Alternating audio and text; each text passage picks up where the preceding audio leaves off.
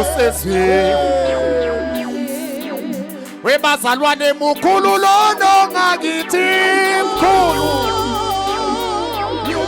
mukhulu ongakithi kunalona osezweni kunalona osezweni siyamemezela mukhulu lona ngakithi mukhulu lona mukhulu lona mukhulu lona ngakithi kunalona osezweni kunalona osezweni abaqina kakhulu webazalwane siseholweni sithi mukhulu lona ngakithi mukhulu lona ngakithi mukhulu lona ngakithi kunalona osezweni kunalona osezweni awu yathi ngiyagijimisa yonke webathandekayo mukhulu lona ngakithi akalingani nabanye akalingani nabanye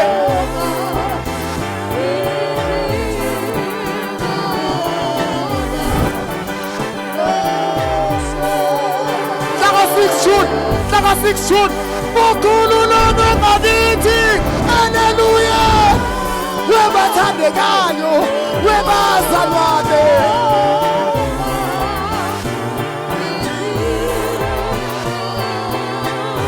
unalosezweni once more for another time of word together sisho sonke khulu ngakithi haleluya khulu hele ngakithi haleluya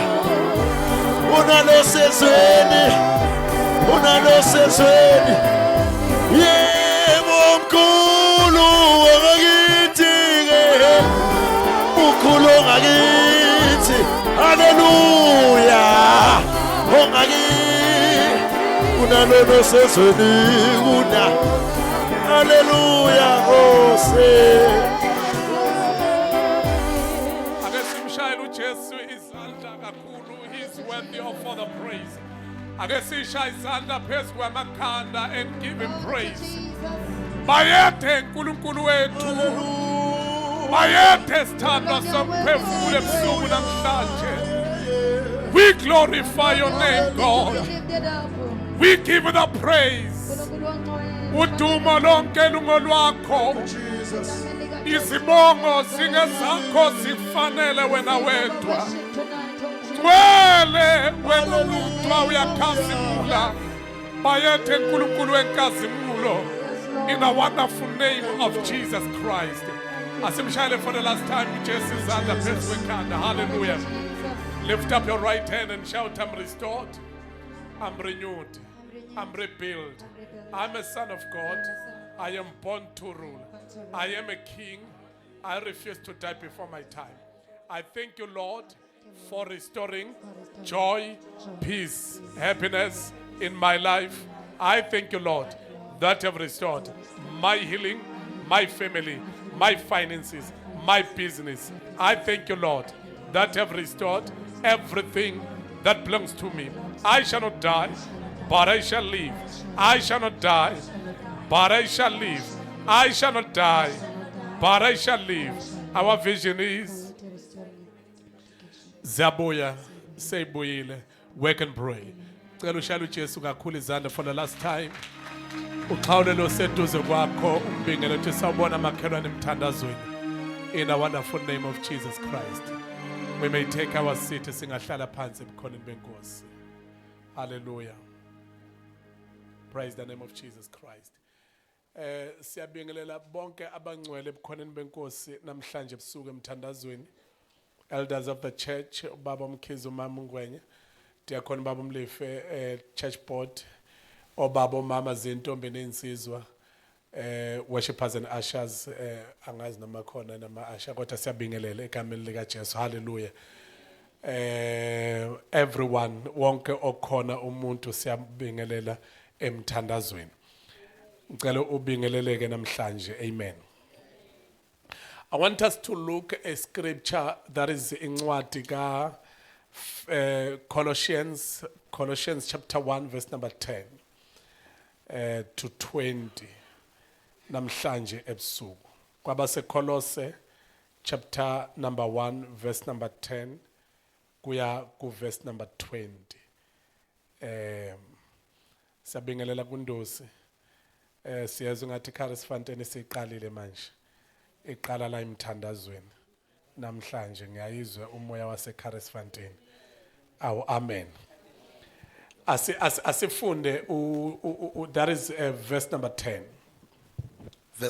From verse number 10. Yes. Nihambe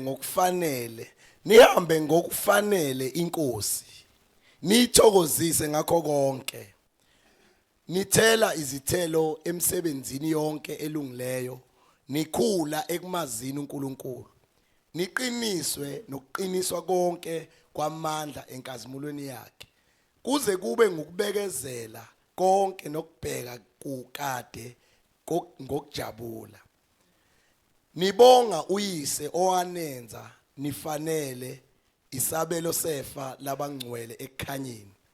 Owasikhulula emandleni obumnyama nowasibeka embusweni wendodana yothando lwakhe. Okukuyo sinokuhlengwa ukuthethelelwa kwezono. Yona ingumfanekiso kaNkulunkulu ongenakubonwa izibulo lezidalwa zonke. Ngokuba kwadalelwa kuyo konke okusezulwini nasemhlabeni, okubonwayo nokungabonwa, nokuba kuyizihlalo zobukhosi, nokuba kuyimbuso, nokuba kuyizikhulu, nokuba kuyiziphathimandla, konke kwadalwa ngayo, kwadalelwa yona. Yona ingaphambi kwakho konke nezinto zonke zimi ngayo. Wow. Verse number 18. Yona iyinhloko yomzimba. Awuphinde lelo verse nje. Verse number 17. Yeah, 17. Yona ingaphambi kwakho konke Phambi kwakho konke. nezinto zonke zimi ngayo. Bengama lapho nje ngishumele ngiqe. Kodwa kulungile asambe sek 18. Yona iyinhloko yomzimba, ngisho ibandla enguqala izibulo kwabafileyo, ukuze yona ibe ngoqala ezintweni zonke. Ngokuba kwaba kuhle kuye ukuba ukugcwala konke kuhlale kuyo, nokuba ngayo abuyisane nakho konke esenzile ukuthula ngegazi lesiphambano sayo. Yebo ngayo nokuba kuyizinto ezisemhlabeni nokuba ngezisezulwini. Nani ekade ningabafelokazi nezitha engqondweni yemisebenzi emibi. Nokho manje usebuyisene nani emzimbeni wenyama yayo ngokufa ukuba animise ningcwele. Ningenasisihla nacala phambi kwakhe. Uma kambe nihlala ekholweni nisekeliwe nigxilile, ningagudluzwa ethembeni levangeli enalizwayo. Uphinde verse number 20. Verse number 20. Nokuba ngayo abuyisane nakho konke esenzile ukuthula ngegazi lesiphambano sayo. Yebo ngayo nokuba kuyizinto ezisemhlabeni nokuba ngezisezulwini. Ngicela uthandaze. Baba, izwi lakho namhlanje lentambama siyalamukela uNkulunkulu wethu ongcwele, sivula inhliziyo zethu. uNkulunkulu wethu ongcwele, khuluma ngalo. uNkulunkulu wethu onamandla, wenzele ubuhle begama lakho uNkulunkulu wethu ongcwele, in Jesus name. Hallelujah. Amen. Asibonga kakhulu kwi-prayer namhlanje. I want us to look kafishane izinto ezifew. The first one ngifuna sibuke lencwadi yabaseKolose, umpostoli Paul ekhulekela ibandla laseKolose, but ngifuna sibuke into ethi uveza, he revealed uNkulunkulu ukuthi uNkulunkulu ubani. Amambula emthandazweni ethandazela ibandla laseKolose. And kulomthandazo awuthandazayo kunezinto eziwu-3 engizokhuluma ngazo. The first one is that God revealed the invisible God by revealing his image, umfanekiso wakhe, eveza ukuthi you are not just a church, anisilo nje ibandla kokuqala lokho, kodwa uveza ukuthi nina ningumfanekiso wakhe. Somebody shout hallelujah. Ngamanye amazwi, God revealed the invisible God. uNkulunkulu veza uNkulunkulu ongabonwayo. Somebody shout hallelujah. But umveza through uKristu, ngoba uKristu siyambona. Amen. uKristu uJesu siyamazi. Wayehla waba sesibelethweni sika Mary, and then ehla eyindodana kaNkulunkulu engabonwayo, which is Christ the Messiah. Wehlela esibelethweni. But uma sesibelethweni lo Nkulunkulu osesibelethweni mayehla, I-purpose yokwehla kwakhe is to reveal the invisible God on this earth. Let me just repeat again. Is to reveal the invisible God on this earth. But angamambuli nje kuphela uNkulunkulu ongabonwayo, aphinde aveze umfanekiso kaNkulunkulu osemhlabeni, ophila usemhlabeni. Lo mthandazo umfundisi uMkhize ngiyabingelela. Lo mthandazo uveza ngamandla uPaul noma ukwambulela kuPaul anakho ngalo uNkulunkulu ongabonwayo, ukuthi lo uNkulunkulu ongabonwayo akafuni ukumgcina uNkulunkulu ongabonwayo, kodwa ufuna ukuthi nasemhlabeni la ezweni lasenyameni lo uNkulunkulu ongabonwayo agcine bonakala nasemhlabeni. The invisible God avele emhlabeni, but uvezwa uNkulunkulu osemhlabeni. Uyini umuntu kuba umlande nokuba umnake kangaka na? Umuntu uNkulunkulu emhlabeni wamenza wabangaphansana komuntu. Kusho wamenza wabangaphansana kaNkulunkulu. Kusho ukuthi umuntu uNkulunkulu emhlabeni. In other words, uNkulunkulu osemhlabeni ufanele kuba aveze uNkulunkulu ongabonwayo, amveze emhlabeni. Then the purpose yokuphila kwethu la emhlabeni is to reveal the invisible God in wherever la samba khona. Angazo amen wena umncane mthandazo. Let me just repeat again. I-image yakhe, we are God's image. Siumfanekiso wakhe thina emhlabeni. But kunabantu abangayikholwa leyo nto. And somebody omunye angathi asiyona umfanekiso wakhe, abe nama reasons akhe awashoyo. But iqiniso kulabo abangayikholwa into yokuthi uNkulunkulu wadala uNkulunkulu emhlabeni. uNkulunkulu akakwazi ukudala enye into, yena uNkulunkulu. So uNkulunkulu kufanele azale uNkulunkulu, ngoba nenja izala inja amabesho. Angazi noma nafica inja izala enye into yini. But nenkukhu izala inkukhu, nenkawu nemfene izala imfene. But yonke into esemhlabeni ayikwazi ukuba into iproduce. Somebody shout amen. Into engesiyona, because yonke into funeka iproduce into efana nayo. So noNkulunkulu ke what emhlabeni uNkulunkulu wadala uNkulunkulu omunye emhlabeni. Then umsebenzi kaNkulunkulu osemhlabeni ukuveza uNkulunkulu ongabonwayo. Lo uNkulunkulu ongabonwayo akakaza yembatha inyama. Kwasekuqaleni inyama akanayo futhi akakaza abe nayo. Kodwa lo uNkulunkulu ongakaza yembatha inyama wadala uNkulunkulu ongabonwayo, number 1, which is Genesis chapter 1:28, ukuthi let us make men on our own image. That was Genesis chapter 1, the creation. He created them. Mayiqeda ukubadala wadala abantu abafana naye up to verse 26. Othi asenze umuntu ngomfanekiso wethu. And after verse 26 then wamenza umuntu ngomfanekiso. Emenza ku verse 28. But ku chapter 2 verse number 7, then he formed. Lokhu akwenze ku chapter 1 verse 28.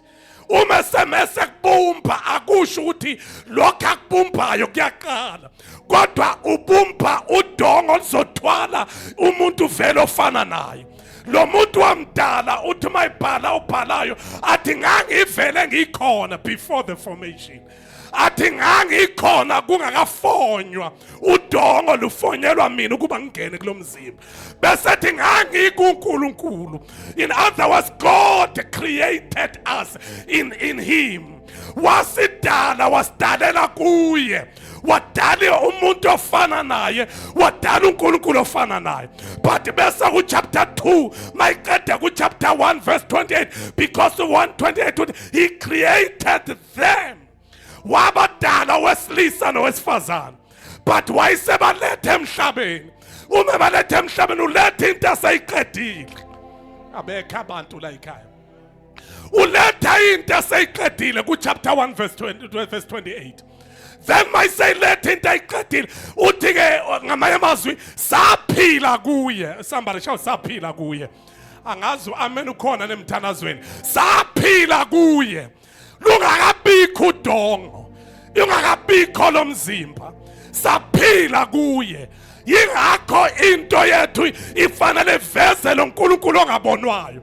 Ngoba thina sinjengaye singakabi semzimbeni.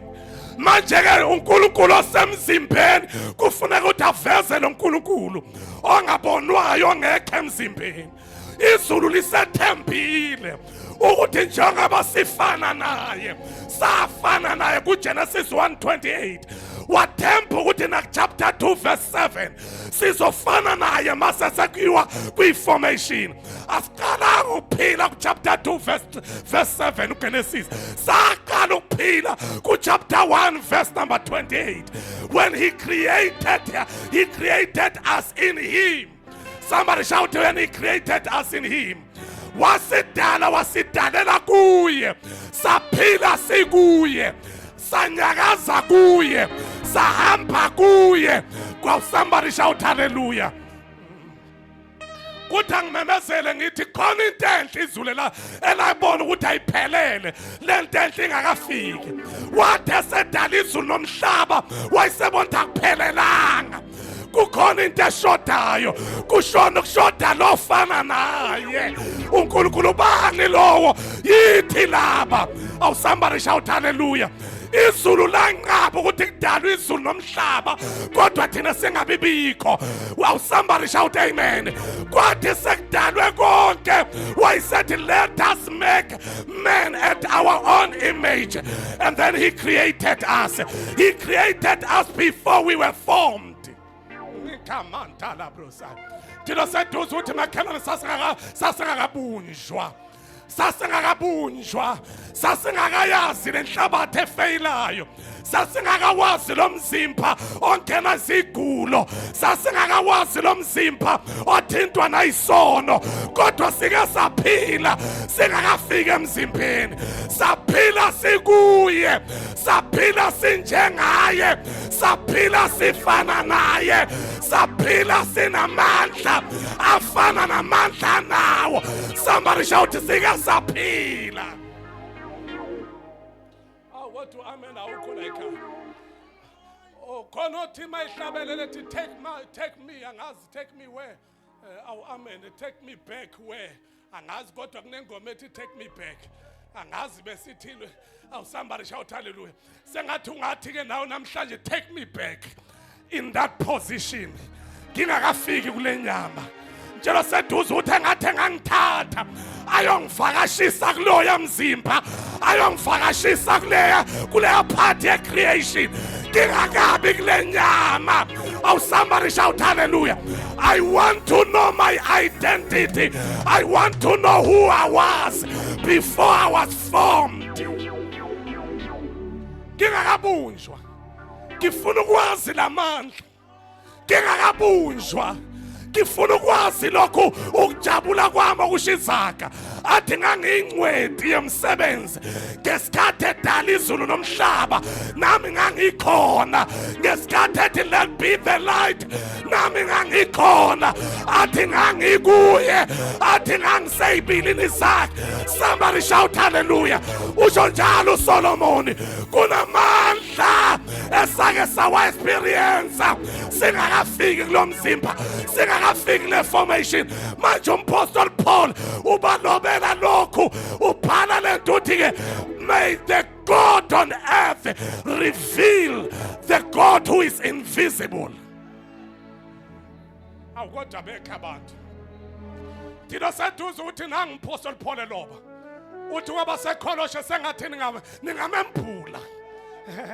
ningamemphula lo ngabonwayo nina nikhona emhlabeni ngoNkulunkulu sengathi ningamphula lo ngabonwayo kodwa ngazo amen ukhona la ekhaya angcono siyothandaza ngoba nifuna ukusho amen asambe siyothandaza mthina seduze uthi makhelwane unenselelo kwemphula lo nkulunkulu angabonwayo bese uyazi ukuthi ekumemphuleni wazi ukuthi wena you are the image of God wena ungumfanekiso wakhe wena unjengaye awu somebody shout hallelujah wena ungumfanekiso kaSimakade wena unjengaye somebody shout hallelujah noma ngakhona izinto ezikushayayo kodwa wena ungumfanekiso kaSimakade khulumisa kaDavide athi nyawe udubusisi umuntu othemba lakhe likuJehova athi uyawufaniswa nesihlahla esitshalwe ngasemfuleni ompande zaso sinamele emfuleni sithela ubusika nohlobo bese uma sizaka sithi ubusisiwe umuntu othemba lakhe likuJehova ngoba noma kufika izivunguvungu uyawufaniswa nesundu ukuthi makufika ikhukhula livele lilale makwendlula ikhukhula bese liyavuka liyama wena ungumfanekiso kaSimakade mangapheli ngawe mangashabalali ngawe veza lo nkulunkulu angabonwayo umfeze phakathi kwezimo owendlula kusona somebody shout hallelujah somebody shout hallelujah tshela seduze ukuthi makhelwane ngumfanekiso wakhe awehluleki I would give up you don't quit somebody shout you don't quit somebody shout you don't quit u15 lo othi yena uthi uyi-image si-image yakhe and then u16 or 17 uthi konke kwadalwa verse 16 and 17 ethi kwadalwa uye athi kwadalelwa kuye athi kwadalwa ngaye lento isinikeza ukuthi lo Kristu Jesu esimlandela is not just Jesus but he is the creator of the universe. Oh amen awukholeka into esenza sehluke ngokulandela lo Jesu ukuthi asifani nabanye abasilandela into ephilayo ukuthi awuyikholwa ingakho amen wakumncane lo Jesu esimlandelayo silandela umuntu ophethe into ephilayo. He is a creator. Emhlabeni akekho umuntu ongathi khona engakudala ngoba nalokho abakudalile ukuthi ba discover into evele kade yadala. Abengiphinde futhi nalo celebrateayo othi namhlanje I've created this uma sesihlehla siyothola ukuthi udiscover into ekade yadalwa into ayivele ikhona kodwa yena wayidiscover namhlanje. He is a creator. Somebody shout, he is a creator. Not just a creator, but he creates and sustains. He is a creator and a sustainer. What do you call this? Means a sustainer, a sustainer. What is the function? Yeah, a sustainer. In other words, you create the sound and you hold the sound in one level.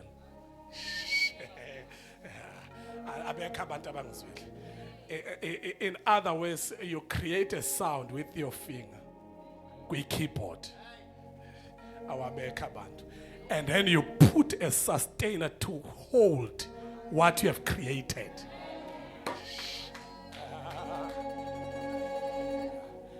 Ngicela ungithinde seduze uthi makhelwane mthinde seduze uthi makhelwane lo nkulunkulu into ayidalile ayishabalali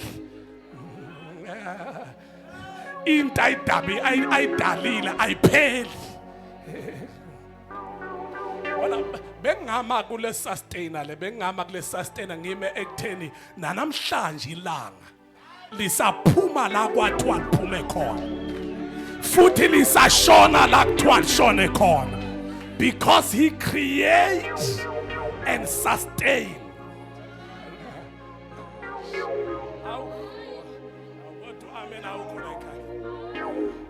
Njalo sethu ukuthi akekho umuntu onepower yokwenza leyo nto kulomhlaba.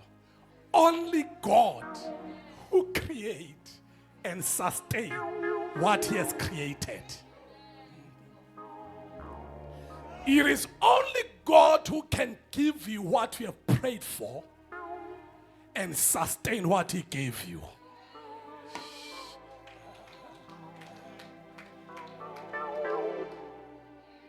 Without paying something, without an installment. Because abanye, they can give you what God has created and they fail to sustain it. You have to pay for what they have created, for what they gave you.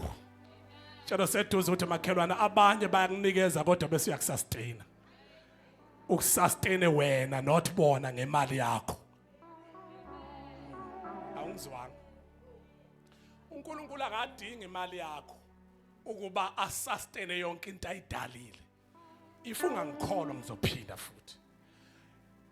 What creator, he created you in him. And he formed you. After he formed you, and then why say a perfumelela kulenta ayibumbile. Waphila. Namhlanje uvuka ekseni uphefumula awukhokhanga. Abekho abantu awukhokhile ukuthi ufune kuphile namhlanje. Uphefumula ngoba nguye owafakayo. Abekho abantu like I'm just said ukuthi awuphefumula ngenxa ukuthi umakhelwane ukuvotile. Wathi namhlanje akaphefumula usimangele. Cha. Whether umakhelwane uyathanda noma akathanda uzawuvuka ekseni. Ngoba awuvuki ngokuthi bangaka abahlanganisi installment sokuthi wena uvuke namhlanje. Uvuka ngoba nguye who created you and sustained you. Lento isho ukuthi noma ngabe kuthiwa khona umthakathe oye kwi-altar wathi wena yifa before your time. Akanayi power ngoba lo dalile uyena onamandla okusustaina lento ayidalileyo. Mhlawumbe ngoba ngifuna siyothandaza necebo likaNkulunkulu elikuwe ilona lenza ukuthi yonke into eyenzakalayo ube lento iyo namhlanje. Mhlawumbe nasendlule lapho. Njalo sethu uzothi makhelwane he create and sustain what he has created. Manje khona into engithusa ngaleli verse ithi ayikho into eyadalwayo ngaphandle kwakhe. Awabekho abantu la ekhaya. So nabathi bayadala bayahluleka ngoba badala into evile ikhona. Into evile isidaliwe. The devil is a liar. The devil is always too late. Somebody shout hallelujah. And bese lithi iBhayibheli konke kwadalelwa yona. Kwadalelwa kuyo, kwadalwa ngayo. And let me just go and close ngale verse number 18. Verse number 18 uthi he is the head of a church. Uyinhloko yebandla. And he is the firstborn from the dead. For him to qualify being a head of the church, it was from after death. Oh, what do I mean? After death. Ngicela utshelo seduze ukuthi into emenza qualify ukuthi wavuka ethuneni. Lento yokuthi after death he became the head of the church. Isho ukuthi yena he is the firstborn. Uyizibulo lezidalwa zonke eyikhona emhlabeni. Thina masithi sizidalwa kunye naye because he is the firstborn of everything, not just the firstborn, but he's the firstborn of everything. Must it everything, everything, everything. Must it everything, sisho everything. Must sisho everything, sisho everything, city everything. Na yonke into ocabanga ukuthi lezogaba nakekho nakho konke kuwadalelwa yena. And he became the firstborn. Ngoba sime ngenyawo. Koshana maya libro sai. He's the firstborn. Somebody shout, he's the firstborn. Come on, louder than that. Shout, he's the firstborn. He's the firstborn from death. He shouted from death. And nansi into emenze waba namandla amakhulu. Njengoba semthandazweni. Izo into emenze aba namandla. He's the firstborn from death, and he's having a supremacy in all things. He has power over everything. Abafowethu, sizothandaza kulo nkulunkulu ongumnikazi wakho konke okukhona. Kuthi angimemezele ngithi igolide nesiliva kungokwakhe. Kuthi angimemezele ngithi igolide nesiliva kungokwakhe. Kuthi angimemezele ngithi noma ngabe kuthiwa iSouth Africa umnotho nomhlaba wonke umnotho uyadunguzela, kodwa kulabo abamaziyo yena ukuthi yena he is the firstborn of everything. Ayikho into edunguzelayo. Baya kuye bathi Jehova sikwazi ukungena endlini yakho.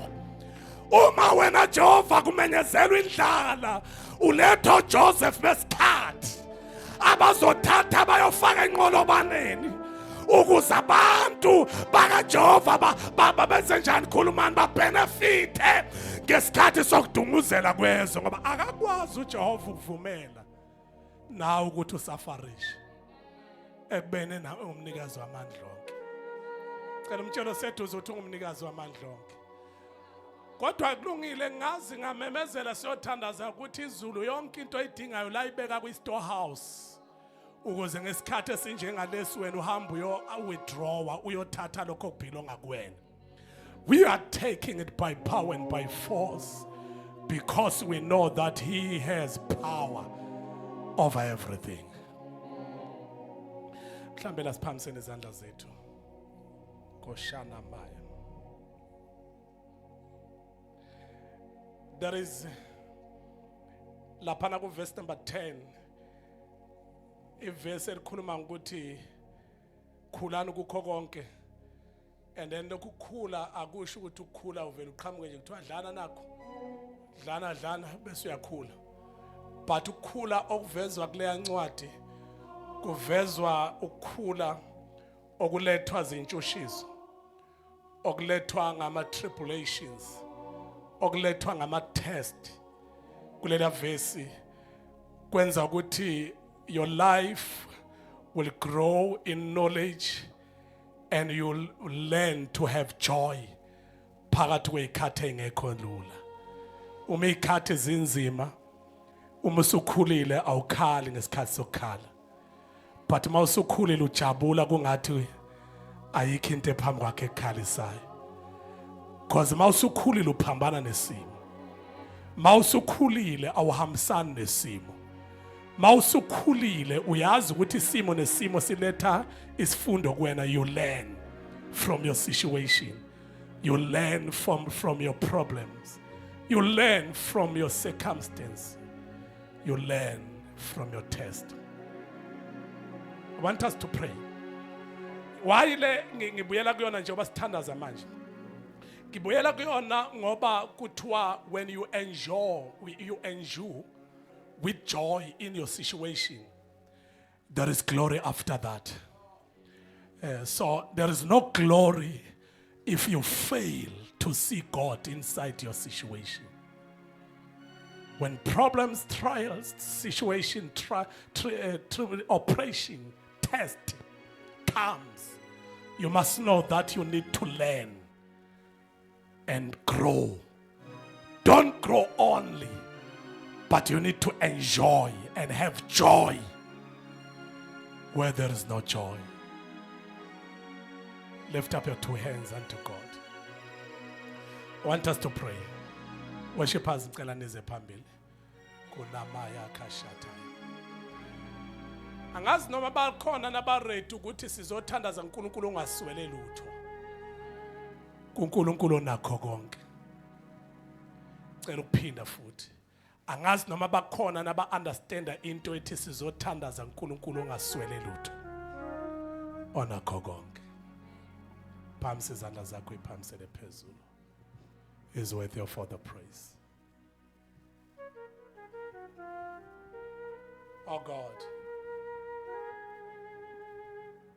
After this sermon, I feel there are people who want to lay their case before God. I don't know what is your case tonight, but you can take your case to God. God is ready to attend it. He will attend your case. Lift up your two hands. Those. Nkosi ngiyazi Oh God. ungenza konke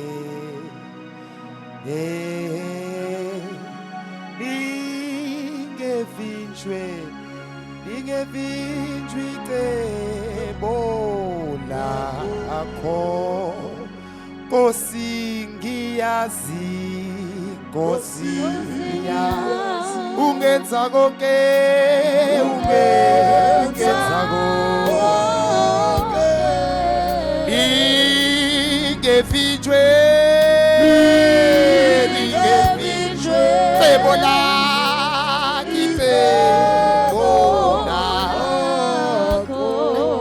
Nkosi ngiyazi ungakwenza konke ungenza konke awukwenda Nkosi yami ningevinjwe icebo lakho yebo awukwenda bathandeka Nkosi ngiyazi bazalwane ungakwenza konke ungenza konke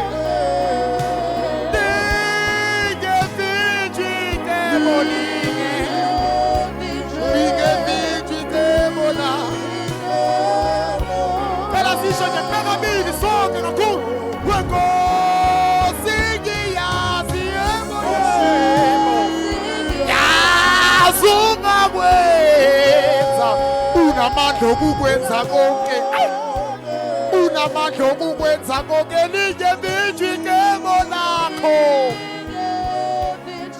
awu sesiyathandaza bathandeka phela sisho kwakini Jesus Christ we baba yebo ngiyazi Nkosi we Jesu ngiyazi ungenza unamandla okukwenza konke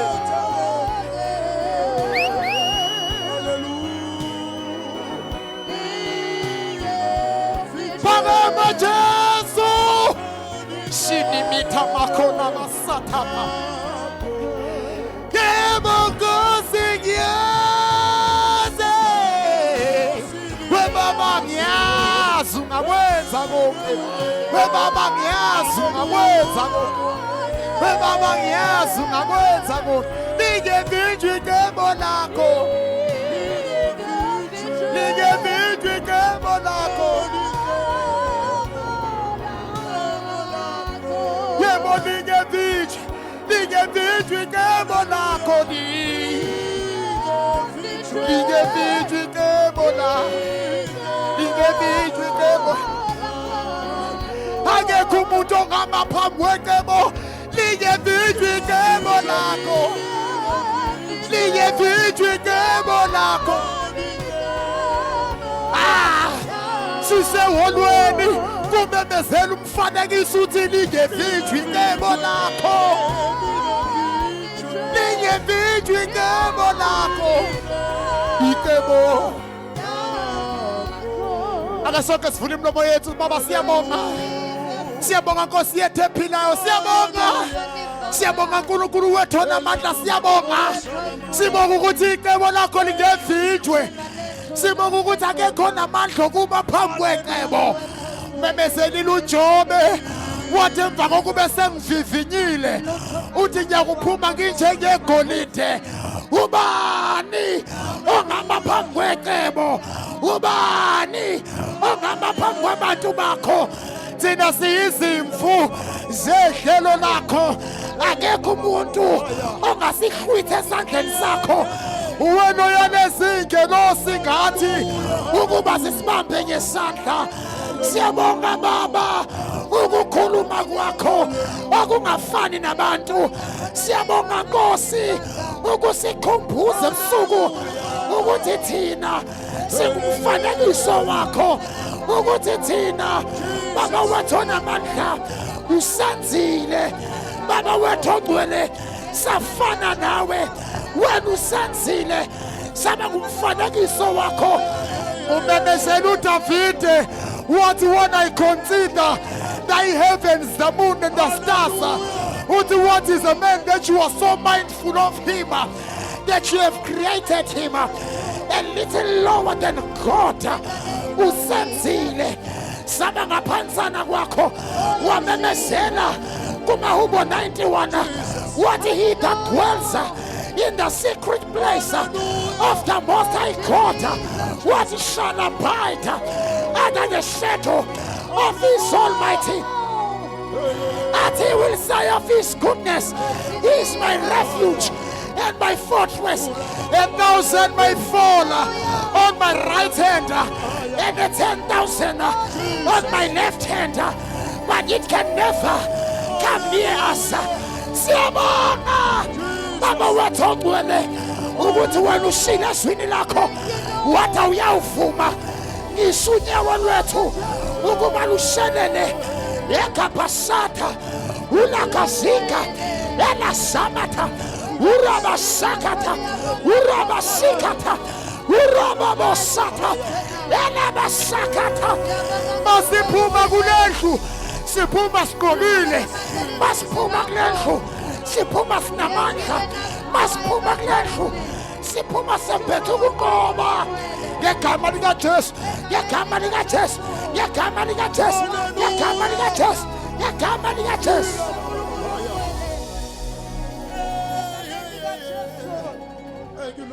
Siyamemezela Nkosi yethu enamandla ukungena kwethu angeke kufane nokuphuma kwethu.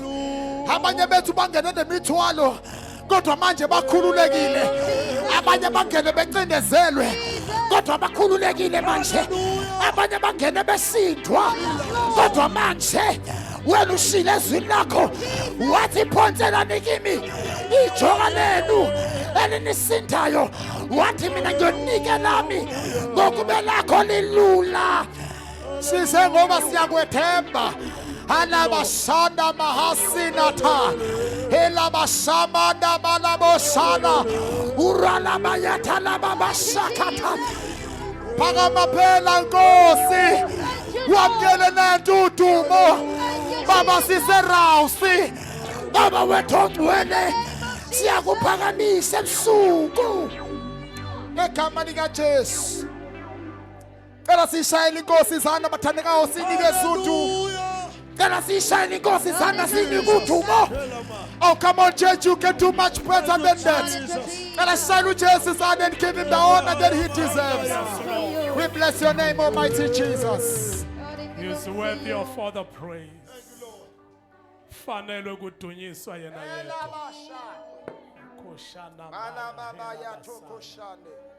awuphamise for the last time izandla zakho zombili ebukhoneni bakhe. He is worthy of all the praise. Just for 30 seconds umbonge. Open your mouth and begin to thank him.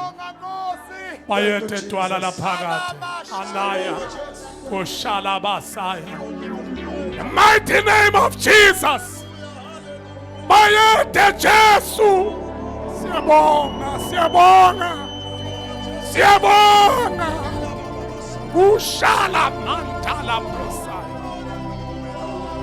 Yes, Lord. Jesus. We love you, Lord.